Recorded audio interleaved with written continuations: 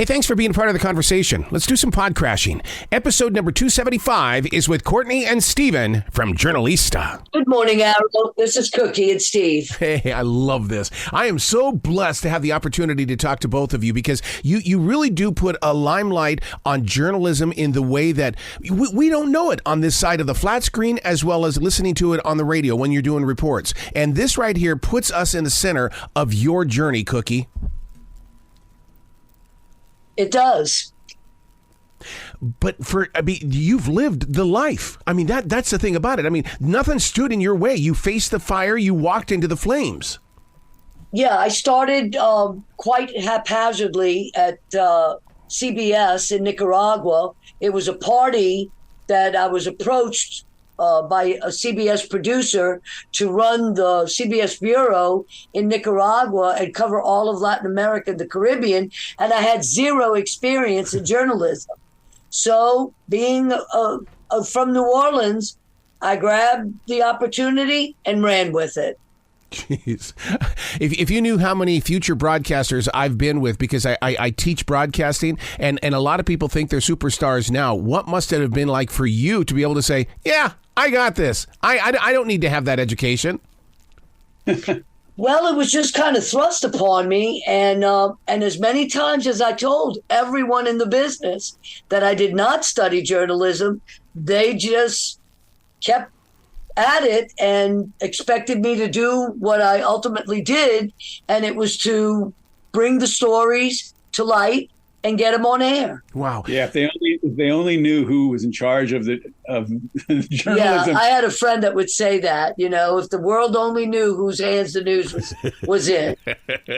Stephen, don't you think that's why her stories were so real, is because she wasn't basically shaped by those that are in the broadcast industry? Because you know how they are. Do it this way. Do it this way. But Cookie went in there and she was just being one of us. Yeah, I think that's exactly right. I think she had a crazy background that kind of gave her a certain level of experience that you thought would mean nothing for journalism, but it was everything.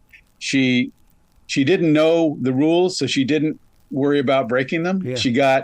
She just had a blast. And I think the main thing about Cookie is that she took care of those journalists that she worked with. She treated them like family, and she was there for them in such a big way. And I think the amount, like somebody once told me that when she took over that office and after a couple of years of being there, that she was like a mob boss handing out favors, and she was taking money. She was taking care of everyone. It was really funny. Wow. And the background that Steve's referring to is obviously from New Orleans and Nicaragua. Then I was a model in New York City. Then I married a drug cartel guy. And then I just fell into the CBS News Bureau. And Pablo Escobar was at her wedding. He was a good friend. They can't write a movie like this in Hollywood. Come on. I mean, right? you have lived the life. Right? Yeah. Which chapter do you want to cover? Well, I'll tell you one thing that I do want to cover, and that is the Iran-Contra affair. And I was a jock on the air that was so addicted to that story that to this day, I still have thousands of sound bites that I got from AP. I've got everything. So to hear Journalista, the podcast, all of a sudden it's like, oh my God, this is almost like a full circle moment. It really is, because at the time, we as journalists in Nicaragua knew that there was funny business going on. We didn't quite know what that funny business was. And then about 8 years into my career, I used to refer to it as having been manna falling from heaven when the Sandinistas shot down a CIA plane, killing everyone but one guy, Eugene Hasenfuss. And it was through Eugene Hasenfuss and the evidence that he had on him and in the plane that we found out what exactly was the funny business going on. How did you know what you could share and what you couldn't share? Because as a journalist, you've got to cross that line sometime. It's like, okay, if I give out too much information, somebody's life could be on the line. Well, it was never about that. If you want to talk specifics about the Iran-Contra and how that broke, one of the pieces of evidence found on the plane was a business card for a vice president of a Swiss bank. Oh, boy. And on the back, the Sandinistas had labeled the series of numbers as a phone number. I knew it wasn't a phone number. I knew it was a Swiss bank account. The next question was, are these lowly pilots and kickers, what are they doing with a Swiss bank account? And I called that VP in Switzerland. I asked him if the series of numbers could be an account. He said yes and hung up the phone. Yeah. I still didn't know what I had. So I called CBS New York, I called CBS Washington, and I let them know, look, we got something big here. I don't know what it is yet. You guys take it and run with it. And the rest is history. Stephen, you had to feel the same way when you got the opportunity to do this podcast, because, I mean, you right there in front of you is somebody who has experienced it the hard way, and she has made sure that she has stayed true to it. Yes. I will say this. When I first met her, and she told me this insane story, starting with marrying a cartel guy all the way to Iran-Contra. She toured with the Rolling Stones as well. So there's like a crazy life. But I didn't really totally believe it at first. It was a little bit too much. I thought you didn't believe any of it. Right. I used a bad word when I said that. I said it's BS. And but the next day she showed up. We made an appointment, and she brought what we now call the box. And in the box were all of the receipts, as they say now. It was pictures and letters and press passes and newspaper articles, some positive, some negative about her, all kinds of crazy things. And like she had a letter from Jimmy Carter. Yeah. She was having she had like a pen pal thing going with Jimmy Carter. I mean, she knew all of these people really well, enough where they were always calling her and contacting her, and including celebrities like Jackson Brown and Oliver Stone, Chris Christopherson, Mother Teresa, you name it. Buzz Aldrin, we had all of them. And the funny thing, Arrow, is that everyone that came to Nicaragua to research or discover the revolution were all told the same thing. You must go to the Intercontinental Hotel, go to the CBS News office, and ask for Cookie. She's got it all, not only to help you understand things, but also come 5 o'clock, cocktail hour. Yeah. And it was a big party all the time. It was a big party all the time. Cookie, I got to ask you a deep inside question, because I'm a poet and because I've been on the Barnes & Noble tour for so long. The big thing that we always talk about is that during that Sandinista war, poetry was used to get secrets out. Is that true? Because you were there. Did you see any of that going on? I'm sure that there's truth to it. I, in fact, was very close friends to a lot of these poets. And a lot of the poets, artists, and the creative types were in favor of the Sandinistas and against U.S. intervention. Mm-hmm. So it doesn't surprise me to hear that. And there was always rumblings of, how information was getting in and out sometimes. So it seems very logical. I can add one thing to that is in the podcast also. I found a piece written by Gabriel Garcia Marquez. He was very enthralled with the Nicaragua situation, and he wrote a great piece about that I thought, oh my God, I just found a piece of writing from Gabriel Garcia Marquez. This wasn't when he was young. This was after he had written his biggest novels, like 100 Years of Solitude and Love in the Time of Cholera. So, yeah, I think artists were very involved in this. And one of the things about that era is there became this sort of thing called revolution tourism, where a lot of artists, filmmakers, poets, writers, musicians, people were showing up in Managua and ending up in Cookie's office. Yeah, and there's one great story I want Cookie to tell you about you too. Cookie, tell them the story. Yeah, so one night I'm sitting at the pool, by the pool, and I noticed there's a group of gentlemen at another table, and it took me a few minutes, but then I realized it was Bono and his band. Wow. And I sent them over some drinks, and they came over to the table, and I said, would you guys like a tour of the city? It was in the middle of the night, midnight. And Nicaragua, especially Managua, the capital, are points of direction. Their streets have no name. Yes. And so Bono was really enthralled with that idea. It was like, why are there no names on the streets? So I explained it to him, and we don't know for sure, but 10 months later, the song came out. Wow. See, now that's a story. That's one of many stories, Arrow. Oh, my God. Well, what about this story that you kept the world from a nuclear holocaust? Yeah, that's a great one. This is one of those ones that there's no proof of because nobody could talk about it. Yeah. But she was contacted by the State Department basically because there was Russian MiGs being shipped into Nicaragua, and they were worried this was going to create a sort of weird balance of power change. And they knew Cookie had connections to the government in Managua, and she negotiated. Just finish that story, Cookie. So I got a call from CBS New York. They had the State Department on the other line. To this day, I don't know how they knew, but we all know how they knew that I had these connections in the government. And I was very ill at the time. I didn't know I had hepatitis. And so I spent the whole night, talking, being the go-between between the State Department, CBS, and the Sandinista government, and basically just telling them, look, guys, if you bring these Russian weaponry into the country, you could be facing a much bigger problem than the Contra situation. Possibly invasion. Invasion was thrown about, the word. And it had this sort of missiles in October vibe. Oh, my God. Yeah, and it took everything out of me because, again, I was ill. But I thought I was going to get a great story out of this. And ultimately, I couldn't talk to anyone about it. Wow.